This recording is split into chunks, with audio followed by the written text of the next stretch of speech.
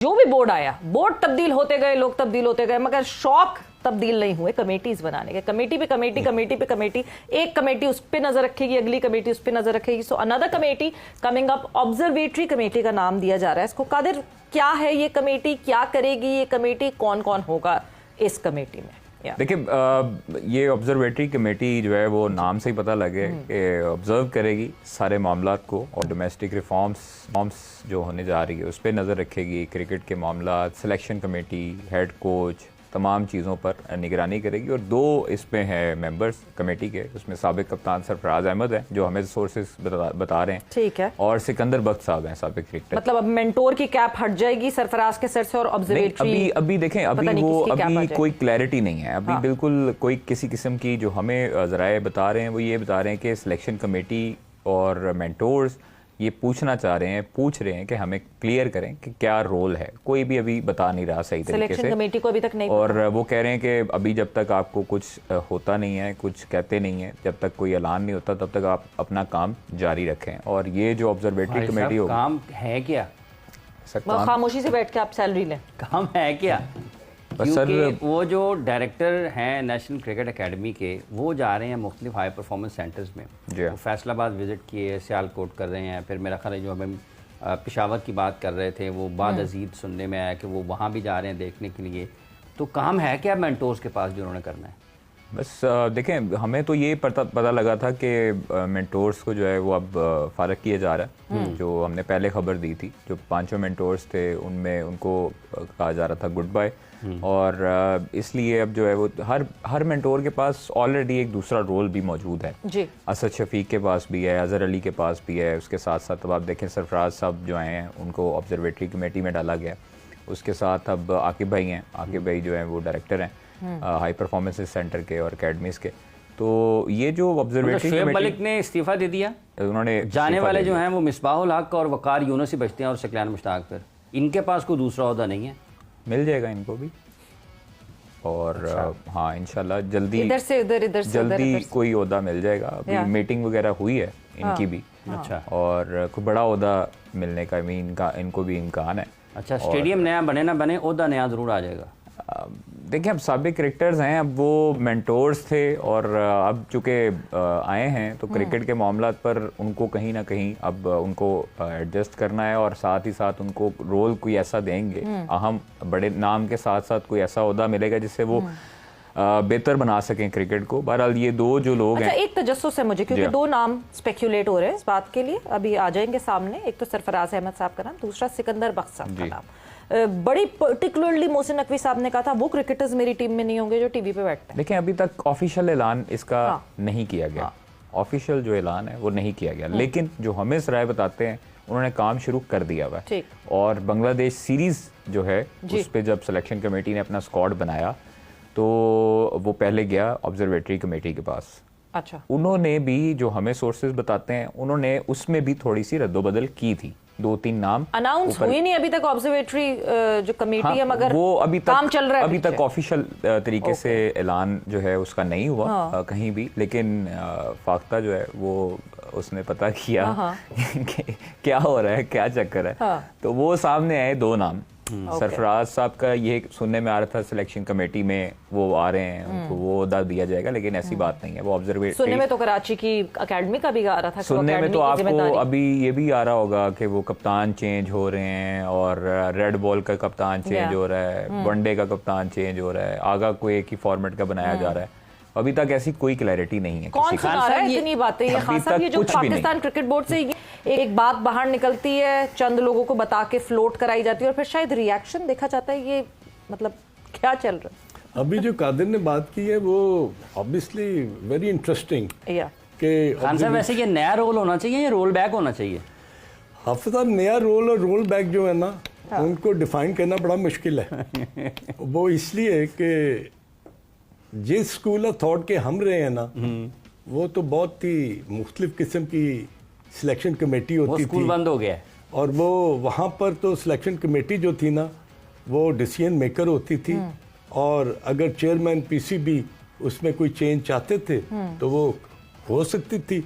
Otherwise उनके उस selection में कोई बाहर का आदमी जो है ना वो इंटरफेरेंस नहीं कर सकता था। That was the job description. और प्रोबेबली होम सीरीज जब भी होती थी सवेरा, तमाम जितनी भी 11 की जो टीम बनती थी ना, that was the prerogative of the selection committee. उसमें कैप्टन के साथ बैठकर या कोच के साथ बैठकर आप बात जरूर करते थे, बट इनफैक्ट जो डिसीजन मेकर थे ना, वो chairman selection committee and the selection committee. अच्छा, मैं एक और चीज़ आपको क्लियर करूं। हेड कोच जो है माइक हैसन, ठीक है, वो इसमें कोई शक नहीं है, बहुत प्रोफेशनल है, बहुत अच्छा है और धीमे मजाज का है। वो पाकिस्तानी लड़कों से जो ये अभी 22 लड़कों का बुलाया गया, आज भी 8 लड़के तकरीबन आए।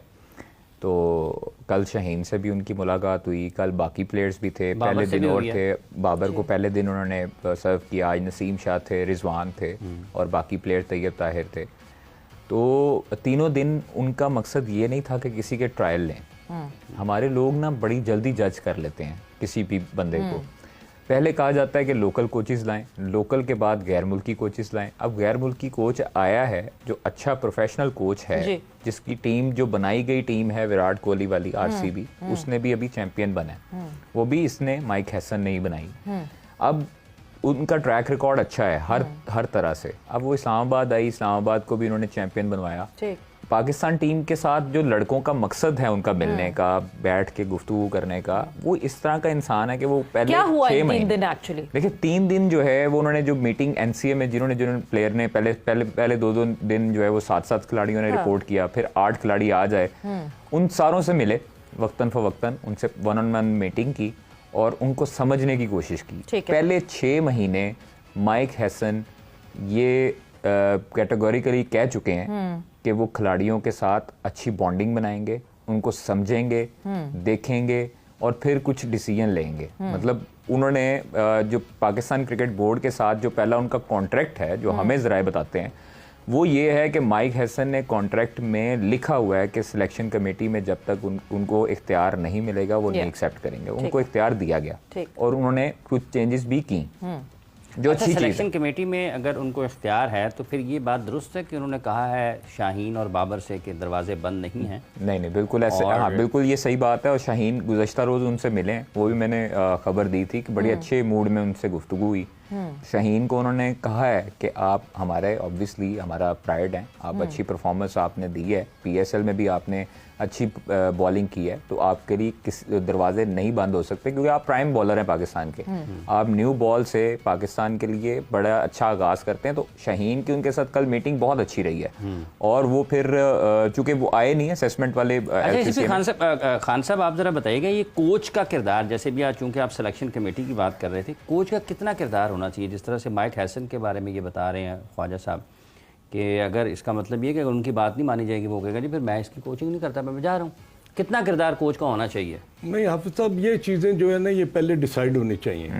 ये अगर आप एट दी 11th आवर ये बात करें कि अगर सुबह मैच है और शाम को जो मीटिंग हो रही है और आप ये सारी चीज़ें वहाँ पर डिस्कस करेंगे, कैप्टन का माइंडसेट कुछ और है, कोच का कुछ और है, सिलेक्शन कमेटी का कुछ और है, इनको एक जगह इकट्ठे करके फिर काम नहीं किया जा सकता। ये जॉब जो है ना ये प्योरली सिलेक्शन कमेटी का है और वो सबसे पहले अपने कोच से और कैप्टन से डिस्कस करके उनकी राय लेके और फिर खुद बैठकर वो ये डिसाइड करें कि कोच का रोल कितना इंपॉर्टेंट है और इसको जॉब डिस्क्रिप्शन में कितनी पावर दी गई है। अगर ये माइक हैसन की जैसे बात कर रहे हैं ख्वाजा, तो ये मेरा अपना ख्याल है सवेरा कि अगर वो अपनी टर्म्स एंड कंडीशंस पर नहीं आएंगे तो then again you could feel कि एक नया जो है ना वो पंडोरा बॉक्स ना खुल जाए। मतलब अगर उसको वीटो का इख्तियार है तो सिलेक्शन कमेटी अगर आप नहीं बनाए वो सिलेक्टर्स कहेंगे फिर हम क्यों हैं, फिर हमें भी इख्तियार होना चाहिए। नहीं तो ये देखें ना, इन चीज़ों को तो आपने ठीक करना है। ये क्यों हुआ गैरी कर्स्टन का और जैसन गिलेस्पी का मामला क्यों हुआ? शुरू कहाँ से हुआ? यहीं से हुआ ना कि जब दोनों साइड पर जो लोग थे, अब 2 कोचेस जो थे, उन्होंने कहा कि अगर हमारी सिलेक्शन में हमारी से ही नहीं है तो टीम तो हमने लड़ानी है, टीम तो हमने खिलानी है। अगर हमारी बात ही नहीं मानी जाएगी, हमारे वो रिसोर्सेज नहीं दिए जाएंगे जिससे हम अपनी टीम को लड़ा सकें, तो फिर हमारा यहाँ पर रहने का क्या फायदा? तो I think Mike Hesson clarity of role बहुत जरूरी है, Absolutely. जिसको हम ऑर्गेनाइजेशनल लैंग्वेज में कहते हैं जेडी, आपकी जॉब डिस्क्रिप्शन किया और किसने क्या करना और क्या नहीं करना। मगर एक चीज और, ये बेसिकली फिर मतलब ये this was not a training camp, was this a feedback camp? ये जो 3 दिन हुआ, ये एक असेसमेंट कैंप था। हाँ, कोई मतलब उनका कोई ट्रायल वगैरह नहीं, जिस तरह लोग उसको ट्रायल्स का रंग दे रहे हैं कि खिलाड़ियों के ट्रायल्स लिए गए, उनको देखा गया। ये बस आप देखें कि Mike Hesson wanted to know them, एक अंडरस्टैंडिंग के लिए ये बुलाया गया लड़कों को। और आप देखें कि ज़्यादातर लड़के वो थे कि जो T20 या भी रिसेंट पास में परफॉर्मेंस दे के रहे हैं। वनडे वाले जो थे प्लेयर, वो भी इसी कश्मकश में थे कि हम शायद इनके पूल खिलाड़ियों और कोच के दिल के रिश्ते को मजबूत एग्जैक्टली होना भी चाहिए। हाफिज साहब देखें, होना भी चाहिए। एक हाँ, दूसरी चीज़ है कि लैंग्वेज बैरियर वो ज़रूर पेश आएगा, बट आपके जब कोच ऐसे होता है कि वो दोस्ती की तरफ जाए। मिकी ऑर्थर ने टीम बनाई पाकिस्तान की जी, उनको सरफराज के साथ जब उनको कप्तान और कोच का एक अच्छा रिश्ता था, जस्ट लाइक सलमान अली आगा और माइक हैसन, क्योंकि ये आपस में भी फ्रेंचाइज की तरफ से इन्वॉल्वमेंट इनकी है। तो आप देखेंगे कि इंशाल्लाह पाकिस्तान के अच्छे रिजल्ट्स आएंगे। दूसरी चीज़ ये है कि माइक हैसन को पाकिस्तान क्रिकेट बोर्ड ने ये कहा है कैटेगोरिकली कि आप जूम के हेड कोच नहीं होंगे और आप जो है वो हमारे लिए यहाँ पर दस्तयाब होंगे मैक्सिमम डेज के लिए। तो उन्होंने उस पर एग्री किया, ठीक है, वो इसीलिए यहाँ पर है। पिछले कोचेस जो थे वो ये थे कि यहाँ पर वो सीरीज होती थी, स्टेटेड है नंबर ऑफ डेज या मैक्सिमम डेज करके? नहीं, अब मुझे मैक्सिमम डेज का आइडिया इसलिए है क्योंकि वो प्रॉपर एक दिनों का जो हिसाब किताब होता है कि वो 365 दिन रहेंगे या ये होगा। अब वो ईद के बाद फिर वापस आएंगे, ठीक है। ईद चूंकि वहां पर वो जा रहे हैं वापस, अभी चूंकि कुछ भी नहीं है, तो इन्होंने जो 3 दिन का असेसमेंट जो निकाला था काम, वो करके अब वो रवाना हो चुके हैं और फिर उसके बाद वो ईद के बाद वापस आएंगे। तो अच्छी चीज़ है कि उनको वापस आना चाहिए। आप देखें वो पुराने जो थे बॉब वुल्मर जो थे वो यहाँ पर ही पाए जाते थे, एनसीए में ही उनको ज्यादातर देखा जाता था। तो ऐसा ही कोच होना चाहिए जो लड़कों के साथ मैचेस देखने चले जाते थे। एग्जैक्टली, हाफिज साहब देखें, जब तक आपका हेड कोच, वो 2 जो कोचेस थे वो पूरी दुनिया उनको जानती है, अच्छे कोच थे। वो चलते चलते इवन माजिद खान साहब भी अपने दौर में मैच होता था, हाफिज साहब जैसन और गैरी बहुत अच्छे कोचेस थे, बट उनका एक जो थोड़ा सा एटीट्यूड प्रॉब्लम ये था कि उनको पाकिस्तान क्रिकेट बोर्ड कहता था कि हम आपको पे करते हैं आपके मुताबिक, हम आपको कहते हैं कि ये हमारी टर्म्स एंड कंडीशंस हैं, आप उसको माने, क्योंकि आपने उस पर साइन किया हुआ है कि आप मैक्सिमम डेज पाकिस्तान में रहेंगे। वो ये करते थे जिससे अनॉय हुए पाकिस्तान क्रिकेट बोर्ड वाले कि आप आते हैं सीरीज़ के लिए और सीरीज़ के लिए आप डायरेक्ट टूर करते हैं, ऑस्ट्रेलिया कभी चले जाते हैं, कभी साउथ अफ्रीका चले जाते हैं, वहाँ से ही आप अपने घरों को चले जाते हैं, पाकिस्तान आते नहीं हैं। यहाँ पर डोमेस्टिक होती थी, डोमेस्टिक में लड़कों को हेड कोच नहीं देखना है, उसने फिर आगे सजेस्ट करना है। मगर देखें एक गलत चीज तो ये हुई कि अचानक हुई सारी चीजें, जिस तरह गैरी कर्स्टन और गिलेस्पी के मामले को सेटल किया गया इंटरनेशनल वर्ल्ड में, it was not a good news and not a good headline for Pakistan cricket board. हम एक ऑर्गेनाइजेशन में काम करते हैं ना, अगर हम उनका क्लॉज नहीं फॉलो कर रहे होते जिस पे हमने साइन किया, सबसे पहले हमें शो कॉज मिलता है। मिला कभी गैरी कर्स्टन को और जेसन गिलेस्पी को शो कॉज? देखिए नहीं, एकदम से दिल उतर गया पाकिस्तान क्रिकेट बोर्ड का, और दिल उतरने के बाद उन्होंने कहा ये भी गलत कर रहे हैं, ये भी गलत कर रहे हैं। तो इससे पहले कहीं किसी ने अकाउंटेबिलिटी की थी?